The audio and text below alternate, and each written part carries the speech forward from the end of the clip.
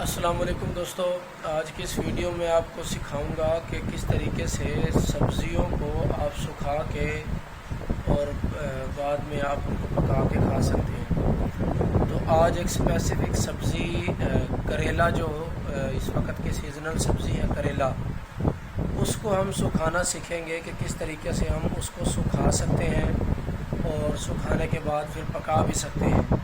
मैं आपको पकाना तो यहाँ पे नहीं सिखाऊंगा, लेकिन आपको सुखाना लाजमी आपको आज यहाँ पे सिखाऊंगा। तो आज की इस वीडियो में करेले को सुखाने का मुकम्मल तरीका यहाँ पे मैं आपके साथ शेयर करने लगा हूँ। सबसे पहले आप इस तरीके से करेले को काट लेंगे और ये करेले के अंदर से आप बीज को निकाल लेंगे।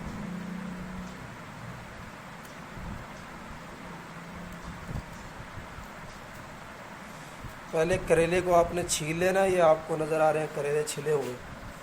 आप इनके अंदर से बीज को इस तरह से निकाल लेंगे।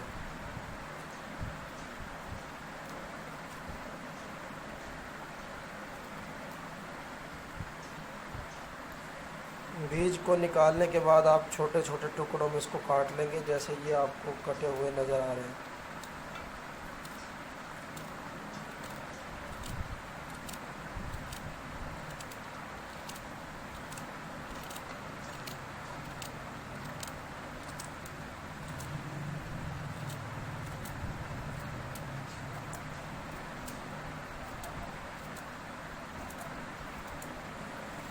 इस तरीके से आप इनको काट लेंगे।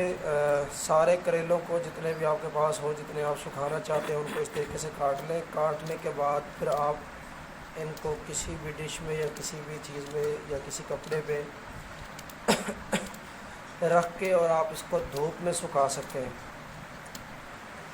ये बीजों को निकाल के आप अलग इस तरीके से निकाल सकते हैं। ये बीज वैसे तो किसी काम के नहीं है, लेकिन चलो कोई बकरियां वगैरह या कोई जानवर वगैरह आप उनको डाल सकते हैं, वो तो इनको खा सकते हैं कम से कम, तो इनको आप निकाल के साइड में कर सकते हैं। ये हमने करेले काट लिए हैं जी। इस तरीके से आप करेलों को काट के जिस चीज़ के अंदर भी आप सुखाना चाहते हैं, बड़े पैमाने पे सुखाना चाहें आप को कपड़ा बिछा के या कोई भी कालीन बिछा के या जो भी चीज़ आप जिसके ऊपर सुखाना चाहते हैं आप सुखा लेंगे। तो इस तरीके से केलों को काट के आपने इस तरह से फैला लेना है और उसके बाद आप इनको धूप में रख देंगे।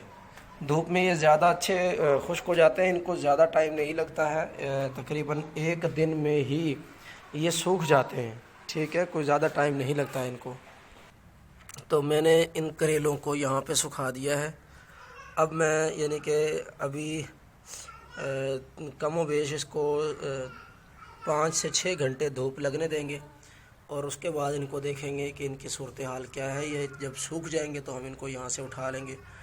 आप इनको मक्खी या ऊपर से कोई और चीज़ इसके ऊपर आके ना बैठे, उससे बचाने के लिए आप इसके ऊपर मलमल का कपड़ा भी डाल सकते हैं ताकि मक्खी वगैरह इसके ऊपर डायरेक्ट आके ना बैठे। ले जी, ये वही करेले जो हमने सुखाए थे धूप के अंदर, ये सूख गए हैं और इनकी शेप इस किस्म की आ गई है।